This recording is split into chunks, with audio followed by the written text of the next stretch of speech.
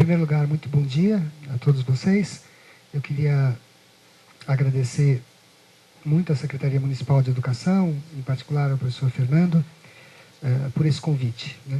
Eu queria então agora dar início às nossas reflexões com uma interrogação.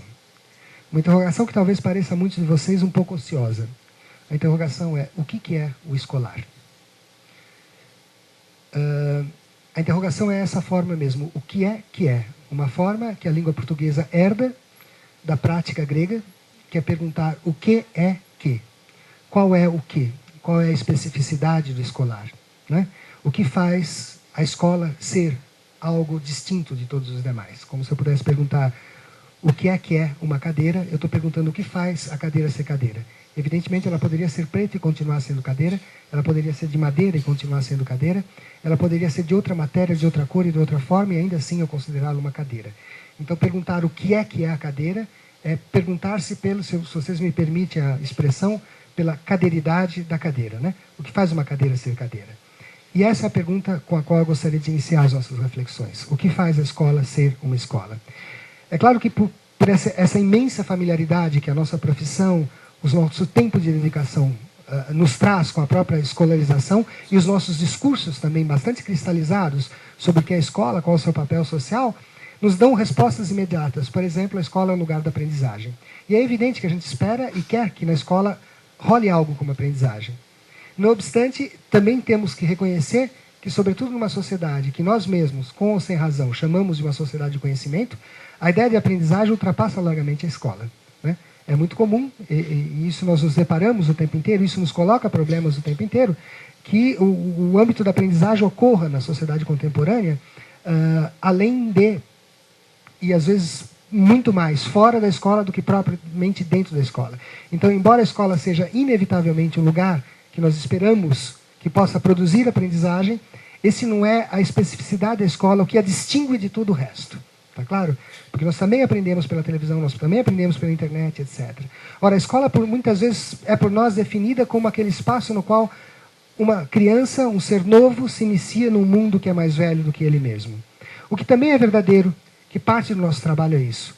Não obstante, eu gostaria de ressaltar, enfatizar a ideia de que, se isso foi fundamentalmente verdadeiro há 50, 60, 70 anos, onde muitas vezes o contato com o mundo inicial era fundamentalmente na escola, era a escola que arrancava do imediato para mostrar algo que estava para além do imediato, isso não é mais verdadeiro, por exemplo, numa época marcada pela comunicação eletrônica, pela internet, por vários meios. Então, essa iniciação, ela ocorre também na igreja, ocorre também pela internet, ocorre pela televisão, ocorre por outras coisas. Eu poderia continuar aqui dando um monte de exemplos, mas eu vou poupá-los disto, né? E pensar o que seria, portanto, no meu entender, esse que da escola, a escolaridade da escola como a cadeiridade da cadeira. E para isso o que eu vou propor para vocês é um procedimento absolutamente comum, recorrente na filosofia, que é ir buscar o ato inicial, o ato fundacional.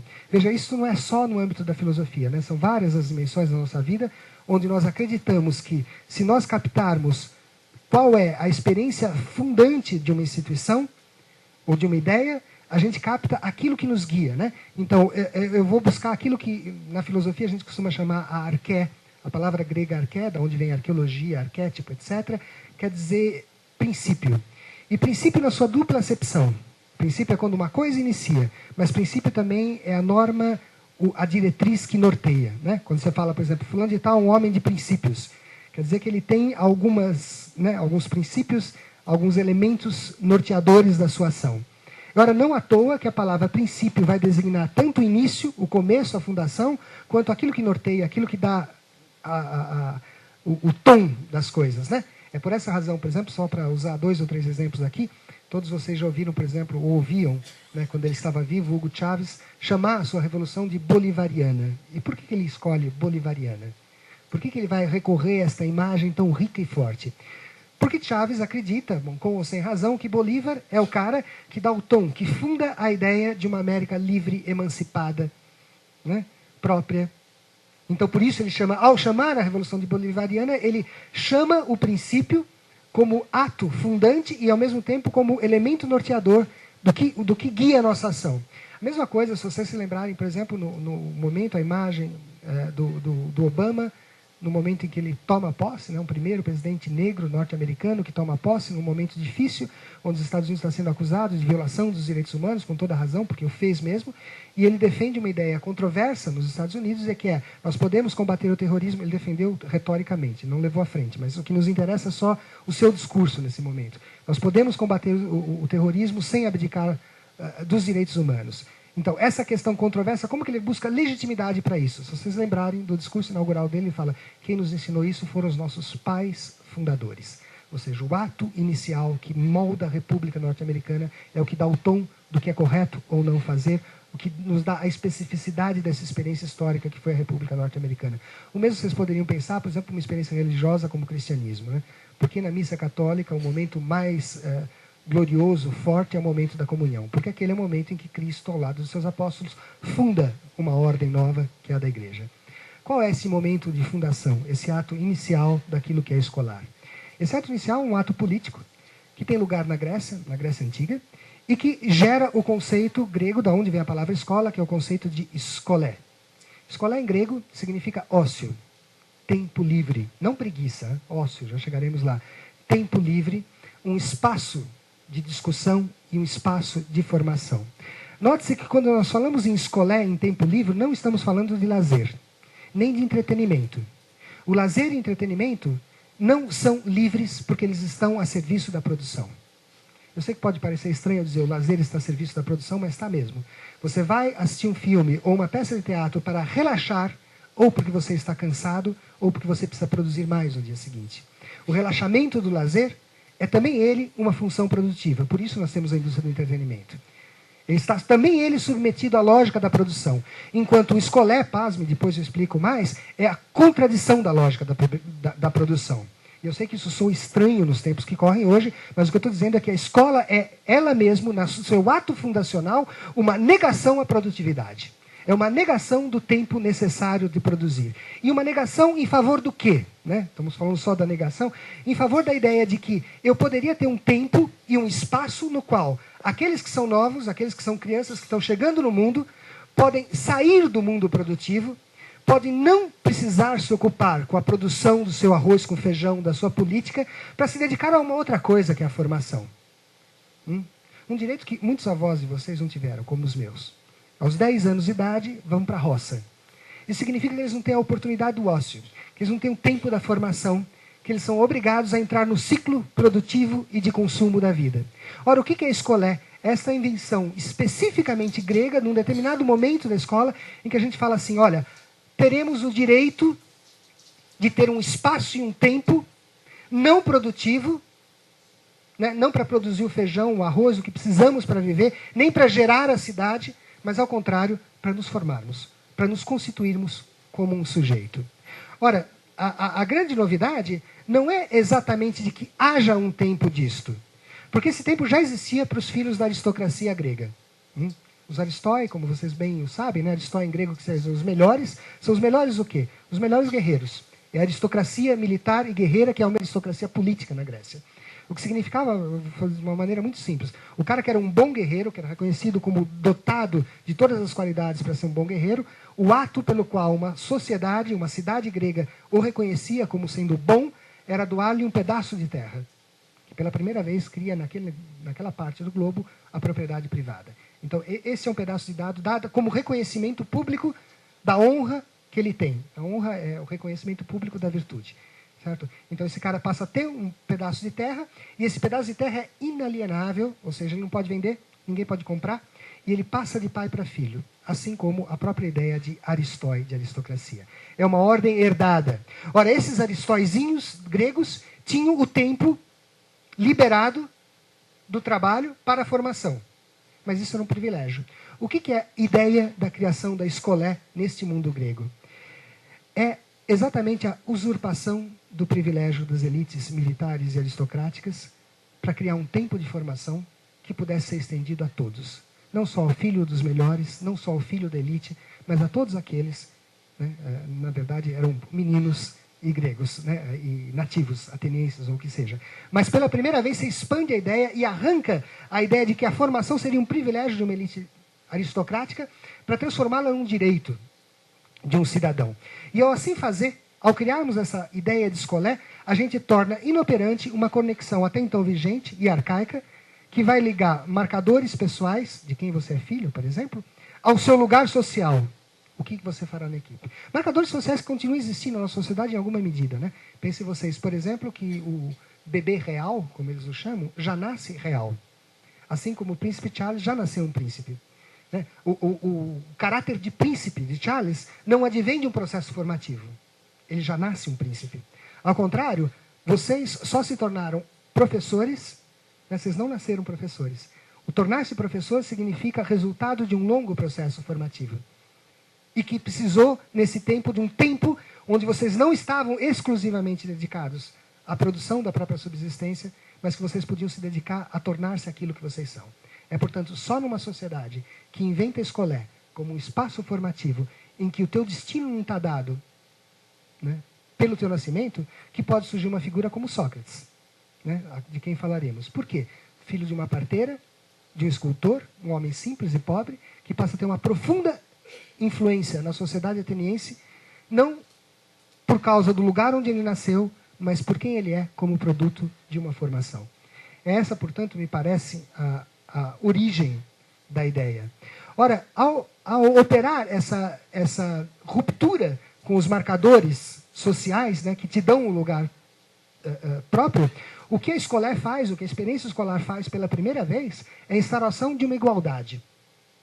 Vejam vocês, não igualdade tal como a gente comumente pensa, que a escola tem sido incapaz de fazer, e ela é, pela sua natureza, incapaz de fazer, a igualdade econômica e social. Aliás, vocês me permitam uma nota de rodapé crítica, mas é preciso que a gente pense nisso, até porque o discurso é tão sedutor que a gente tende a aderir a ele. Ora, esta ideia de que a função, o sentido da escola seria justamente a promoção da igualdade social. Esta é uma ideia que não vem dos professores.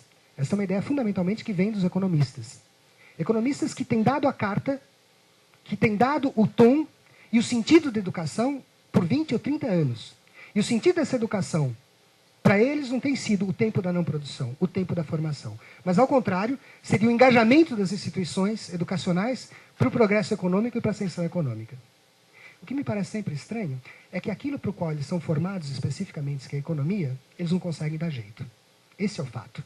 Os economistas têm se provado sistematicamente incapazes de dar uma resposta minimamente satisfatória às crises econômicas que nós temos vivido no Brasil e fora do Brasil. Os economistas têm sido sistematicamente incapazes de criar políticas públicas de distribuição de renda capaz de atenuar, pelo menos, a enorme desigualdade econômica e social que marca o Brasil. E, não obstante, eles dizem a nós o que nós devemos fazer na escola. Em geral, desconhecendo absolutamente a natureza do que é o processo escolar. Ora, o que eu estou dizendo é que a gente, muitas vezes, se desanima em relação à escola justamente porque ela não cumpre esta promessa que é alheia a ela mesma, que é de produzir igualdade econômica. Meus queridos, o que eu tenho a dizer é o seguinte: vocês querem produzir mesmo igualdade econômica? Ótimo. Façam reformas econômicas que produzam igualdade econômica e deixem a escola produzir uma outra igualdade, que é a igualdade de acesso aos bens e objetos culturais que nós herdamos das gerações que nos precederam. Este é o nosso compromisso fundante com a igualdade. A igualdade de oportunidade, de acesso a coisas que deem sentido para a existência humana. E joguemos aos economistas o desafio de produzir a igualdade econômica que eles esperam. E ao assim fazer, eu sei que o discurso pode chocar a vocês, porque é muito simpática a ideia de que é a escola que produzirá a igualdade que o Brasil não tem. Mas vocês percebem que quando a gente faz isso, a gente arranca a discussão do plano propriamente político. A gente arranca a discussão da praça pública e coloca ela para depois de amanhã. Daqui a 20 ou 30 anos, quando nós tivermos uma escola boa, de qualidade, o Brasil será igual. Está na hora da gente virar e falar, não, a igualdade econômica a gente conquista com luta política e econômica já no plano político. E o nosso grande desafio é como fazer da experiência escolar uma experiência da igualdade. E da igualdade em relação ao quê? A igualdade em relação a esses objetos da cultura que um dia foram privilégio de uma casta, de um estamento, torná-los objetos públicos. Eu vou pegar o básico. Pensem vocês na escrita. Historicamente, a escrita sempre foi um saber de uma casta privilegiada, em geral dos sacerdotes. Quem que faz com que a escrita deixe de ser um elemento distintivo de um estamento social como o sacerdote para ser um bem público e compartilhado por todos nós? A escola. É ela que faz com que aquilo que era o saber de poucos potencialmente se transforme no saber de todos. E assim ela faz também com a poesia. Né? Eram os jovens aristocratas que podiam, né, na Grécia Antiga, declamar Homero, Hesíodo, etc. É a escola que cria pela primeira vez esta possibilidade de que qualquer jovem, oriundo de qualquer classe social, possa ter contato com essa poesia, possa fazer dela um elemento constitutivo de si mesmo como um sujeito. Né? Assim ela faz, por exemplo, com a geometria também.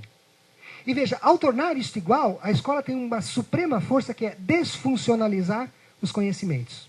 O que eu quero dizer com desfuncionalizar?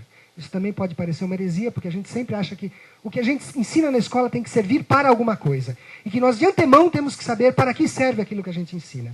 Ora, a escola nasce exatamente ao contrário, desfuncionalizando o conhecimento. O que significa desfuncionalizar o conhecimento? Significa que se a geometria nasce como uma prática intelectual e humana, ela nasce por uma questão muito prática. Eu preciso medir terras.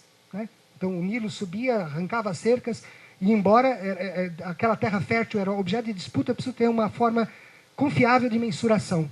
Ela surge para um problema prático. O que significa a geometria passar a incorporar o currículo escolar? Significa que ali eu aprendo geometria não para medir terra, meus queridos, mas para formar o espírito.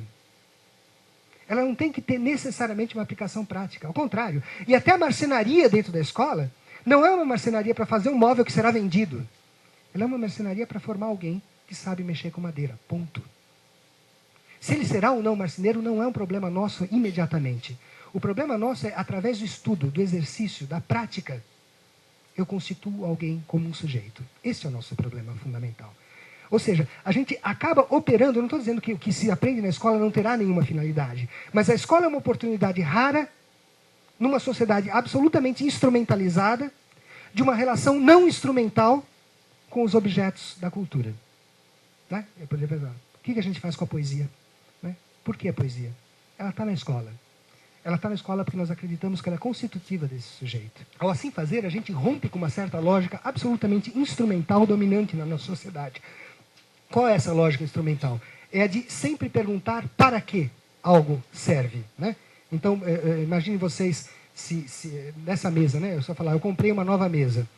E a pergunta é absolutamente compreensível que vocês façam uma pergunta, para que você comprou a mesa?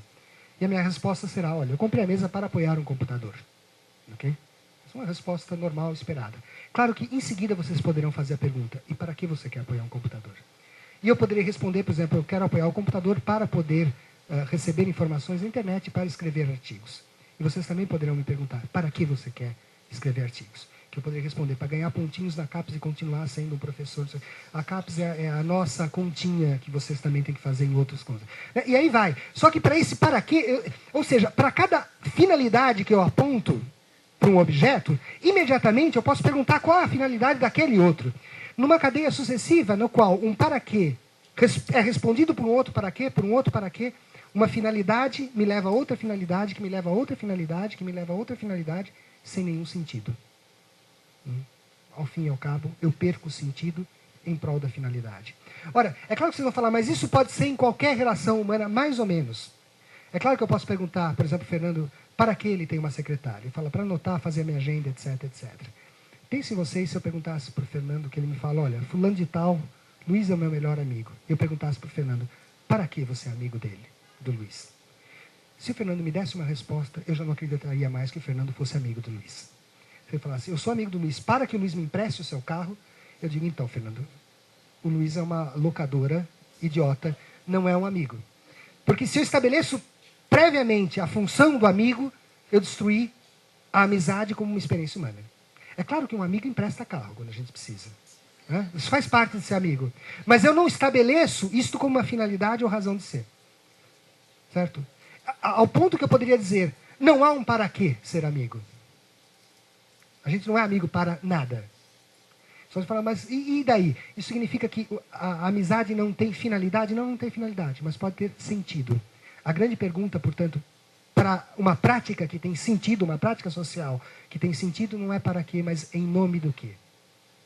Assim pode ser, eu acho que o exemplo mais simples que eu dou disso, e que todos aqueles que são pais e mães aqui sabem, é, imagine vocês a pergunta, para que ter filhos? Não há qualquer resposta insatisfatória.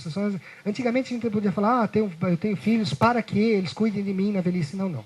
Quando você estiver velhinho, ainda mais a gente que é funcionário público, a gente vai ter que financiar a juventude desses meninos, não tem jeito, né? Então, para quê? Eles entram na nossa vida, a gente não dorme porque os caras choram a madrugada inteira, gasta muita grana porque tem fralda, né? Entra no meio da vida do casal, perturba toda a tua vida. Para quê? Não tem uma resposta. Não obstante, se vocês perguntaram em nome de quê tem sentido a experiência da paternidade ou da maternidade, claro que a maior parte de vocês fala assim, pode ter profundo sentido a despeito de não ter necessariamente nenhuma finalidade, né? Ou seja, parece-me que é assim que a escola transforma a experiência cultural em um bem comum e público. De uma forma em que ela nega essa ideia de uma finalidade e estabelece, ao contrário, um espaço e um tempo livre, liberado. Não só liberado no sentido de que eu não preciso estar produzindo o meu arroz com feijão para sobreviver, né? Eu tenho um tempo em que eu posso me formar, como liberado de que nem tudo aquilo que se passa na escola terá que ter uma aplicação prévia e imediata vislumbrada. Eu estou livre para fazer da poesia o que eu quiser. Eu posso virar um poeta, mas 99,999% dos nossos alunos não serão poetas. E ainda assim, a poesia pode ter profundo sentido na vida deles. Eu posso virar um jogador de futebol ou de voleibol profissional, mas 99,999% dos nossos alunos não serão jogadores, não serão atletas. E ainda assim, eles estão liberados para o vôlei e tirar dessa experiência qualquer coisa que eles queiram. Sem que nós determinemos de antemão, sem que nós fabriquemos o futuro daquele menino. Ele está simplesmente liberado para poder fruir de um bem cultural. Eu volto, no caso do voleibol, é óbvio. Um bem cultural que até então era restrito a uma elite que podia frequentar clubes privados e que foi a escolarização que transformou num bem cultural e público. Todas as crianças hoje sabem jogar vôlei, ou pelo menos entendem o que está acontecendo ali, são capazes de apreciar um jogo de vôlei. Né? Portanto, tornou-se uma prática que era seletiva de uma elite, torna-se uma prática comum e pública. E olha, qual é o sentido disso, portanto? Se ele não é a aplicação imediata à sobrevivência, qual é o sentido e o significado que isso pode ter? É simplesmente pelo fato de que a gente crê que essas experiências, aprender voleibol, marcenaria, filosofia, poesia, podem ser experiências simbólicas que têm um caráter formativo.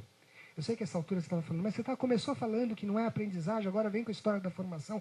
Sim, meus queridos, porque formação e aprendizagem não coincidem. Né? A gente frequentemente faz uma associação imediata entre o que é formativo e o que é aprendizagem. Ora, e por que a gente faz? Por um lado, há uma boa razão para isso, porque não há nenhuma formação que dispense aprendizagem. Ou seja, todo processo formativo inclui necessariamente aprendizagem. Não há formação sem que aprendamos. Não obstante, é possível aprender sem se formar. O que significa é possível aprender sem se formar? Uma aprendizagem e uma experiência só é formativa a partir do momento em que aquilo que nós aprendemos nos transforma profundamente como sujeito.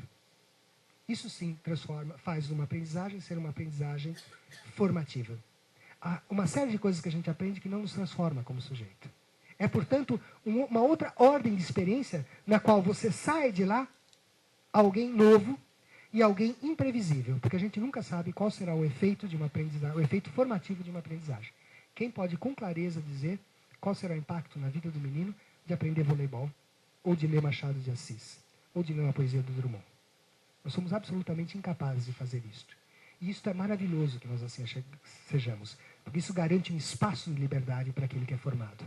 Né? Que nós não temos controle. Eu sei que a gente adora essas palavras, garantir, no discurso pedagógico. Mas, de verdade, a gente não garante.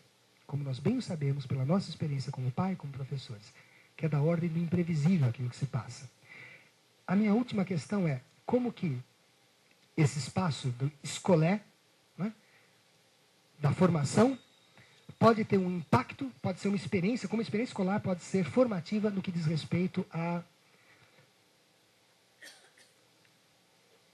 formação ética. Eu não posso separar a ideia da ética como uma responsabilidade individual, um diálogo de uma consciência consigo mesmo, da ética como condições de vida política.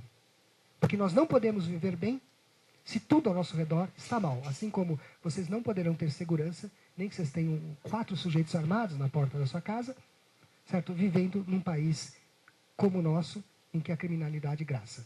Não dá. Você percebe assim? A vida boa pressupõe que nós vivamos um viver juntos com mínimas condições boas. Né?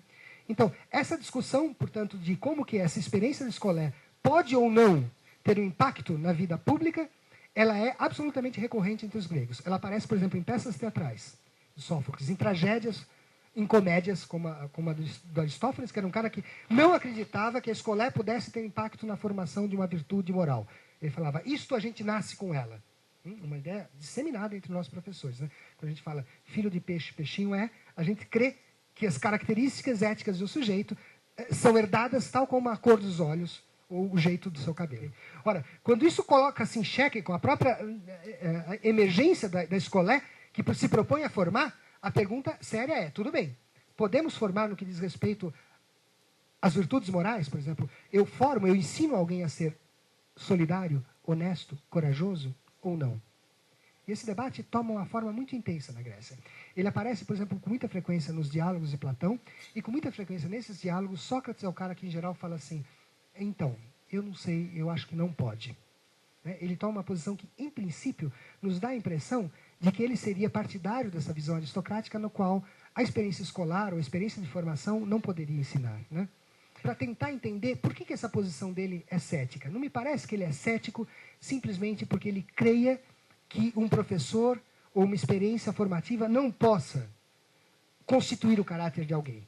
Mas é porque ele se dá conta da enorme complexidade que é esse tema. Como que uma experiência escolar pode, uma experiência formativa pode constituirmos como ser moral. Mas em determinado momento desse julgamento, Sócrates diz o seguinte, porque está sendo acusado de corromper a juventude, moralmente, inclusive. E ele diz, Calhas, que é um dos seus acusadores, se teus filhos fossem potros ou garrotes, saberíamos a quem ajustar como treinador para lhes aprimorar as qualidades adequadas. Seria um adestrador de cavalos ou um lavrador. Como, porém, eles são homens, quem pensas em tomar como treinador? Quem é mestre nas qualidades de homem e de cidadão? Veja aqui a pergunta dele, né? Tá bom, vamos supor que nós falamos, nós vamos ensinar esses caras, esses meninos, a serem cidadãos e homens responsáveis, que respondem por si. A pergunta dele é falar, tá bom, quem é mestre nas qualidades de homem e cidadão? Vocês percebem? Porque eu posso dizer o seguinte, eu sou licenciado em filosofia, eu posso dar aula de filosofia. Certo? Fulano de tal, licenciado em matemática, ele vai lá e dá aula de matemática. Quem é professor de solidariedade?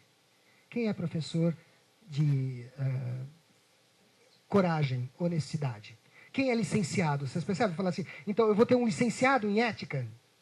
E o licenciado, o professor titular de ética da Universidade de São Paulo, é mais ético do que um analfabeto? Você percebe onde ele está batendo forte ali, né? Suponho que pensasse nisso por teres filhos. Existe ou não? Ele fala, existe sim. Quem é, de onde é, quanto cobra? E a resposta ingênua do Calhas, né? E Vênus, Sócrates, de Paros, respondeu ele, por 5 minas, que é uma grana considerável. Sócrates então responde com aquela ironia mordaz. Fiquei então com inveja desse Eveno, se é que é senhor dessa arte, formar um homem, um cidadão, eticamente, e a leciona a tão bom preço. Está barato. Está barato. Se ele faz isso, pode cobrar 5 minas que está barato. Ora, o que me parece é que Sócrates não quer aqui dizer, olha, é impossível. Mas ele quer chamar a atenção de que é outra natureza de trabalho. Que faz sentido eu ter na matemática, no final do Fundamental 1, matemática, português e ciências. Mas talvez não faça sentido que a aula seguinte seja honestidade. Agora, a melhor resposta dada a ele virá do seu adversário, o Protágoras, quando ele fala, então, Sócrates, o problema é o seguinte, diz ele, desde que a criança compreende o que lhe diz, a ama, o preceptor e o próprio pai conjugam esforços para que o menino se desenvolva da maior maneira possível. Vocês percebem esse verbinho aqui? Significa que a formação moral, a formação ética de um menino é uma tarefa a ser coletivamente responsabilizada, ou seja, nós coletivamente responsáveis pela formação. Não existe uma única instância que nos forma do ponto de vista ético. Isso vale para a escola e fora da escola. Fora da escola significa que a formação ética desse menino se deve também à televisão, à religião, aos seus amigos, aos seus pares. E dentro da escola, significa que ela é uma tarefa compartilhada por cada um de nós. Professor, merendeira, porteiro, pela instituição escolar como um todo. E ele fala, toda palavra, todo ato lhes seja ensinar o que é justo, o que é honesto, o que é vergonhoso, o que pode e não pode ser feito. Depois o envio para a escola e recomenda aos professores que cuide com mais rigor dos costumes, do ethos, em grego, daí vem a palavra ética, costume, os hábitos, do que do aprendizado das letras e das cítaras. O que ele está se dando conta é o seguinte, para todos nós, uma falha muito mais grave do que não saber usar a crase é construir pessoas que não têm apreço pela vida. Olha, e fecho aqui com essa frase do Aristóteles, que vai falar, olha, a virtude, portanto, a formação moral, se a gente pudesse fazer, recebe do ensino a geração e o desenvolvimento. Ou seja, ninguém é imoral, moral, pela sua natureza. Né? É pelo ensino né, que ela se desenvolve em alguém. Fala, por isso necessita de experiência e tempo. Nós conseguimos pela ação, como nas outras artes, diz Aristóteles. O que é preciso primeiro aprender para fazê-lo, aprendemos fazendo. Tal como nos tornamos consultores construindo ou tocadores de cítara tocando, eu poderia dizer para vocês como a gente de fato se forma um professor dando aula. Pela arte prática. Não quer dizer que não possa ter uma formação inicial, mas o fato é que a gente aprende a ser bom professor dando aula bem. E assim diz Aristóteles, né? Também, realizando ações justas, sábias ou fortes, é que nós nos tornamos seres justos e sábios e fortes. Ou seja, um ser justo é um ser que pratica a justiça ao longo da sua vida. E como é que a gente ensina, então, para Aristóteles alguém a ser justo? Fundamentalmente, né, praticando a justiça com ele e exigindo dele uma prática de justiça ao longo de todo o tempo. Por isso que não dá para falar, eu já te disse, Joãozinho, não pode bater. Não. Você já disse, vai dizer de novo, não vai bater, não vai agredir e vai exigir que ele não faça ao longo de muito tempo para que ele se torne alguém cordial. Né? Agora, uma última questão fundamental para encerrar isso é que, se Aristóteles tem razão de que as virtudes cívicas, as virtudes da vida privada e pública, se aprende pela prática e pelo exemplo a que nós estamos submetidos, isso também vale para os vícios. Da mesma forma que a gente aprende a ser justo por estar num ambiente no qual se promove e se exige justiça, a gente aprende a ser injusto por conviver num ambiente que promove e ensina, não pelas palavras, mas pelos atos a injustiça. É nesse sentido que me parece que, voltando e fechando a coisa, a experiência escolar pode ser um lugar, um tempo livre de formação ética, na medida em que a própria instituição escolar se comprometa a ser um ambiente de cultivo desses princípios fundamentais que regem a nossa vida e a nossa moralidade pública, como a justiça, a igualdade, a não discriminação. E é preciso que a escola, mais do que falar sobre isto, promova em cada um dos seus gestos cotidianos esse compromisso. Esse compromisso se encarna na minha ação, mais do que na minha palavra. Ok? E aí, para fechar, eu vou com o... Quem disse isso? É claro que a literatura sempre dá de 10 na filosofia, né? Então, todo esse raio que eu falei, Antônio Vieira, no sermão sobre o semeador, todos vocês sabem, né? Essa parábola bíblica do semeador, né? Que vai jogando sementes, uma cai lá, uma cai acolá. E ele diz o seguinte: reparai, entre o semeador, ou o ensinador, se vocês quiserem, e o que semeia, aquele que de fato ensina, há muita diferença. O semeador e o pregador é o nome, é a palavra, né? E o que semeia e o que prega é a ação, é o fazer. E as ações são as que dão ser ao pregador, que o fazem de fato um pregador ou que fazem de fato um professor. Ter o nome de pregador, de professor, ou ser pregador de nome não importa. São as ações, a vida, o exemplo, as obras que convertem o mundo. E diz ele no final lá, hoje pregam-se palavras e pensamentos, antigamente pegavam-se palavras e obras. Palavras sem obras são tiros sem balas. Né? Fazem muito barulho, mas atroam, mas não ferem. O pregar quer falar, faz-se com a boca, e o pregar quer semear, faz-se com a mão. Para falar ao vento bastam palavras, mas para falar ao coração, diz Vieira, são necessárias obras. Né? Então me parece que é esse a tarefa e o desafio da escola. Em que medida que os nossos atos encarnam um compromisso com uma formação pública, moral e ética. Okay? Perdão porque eu estourei um pouquinho do tempo. Né?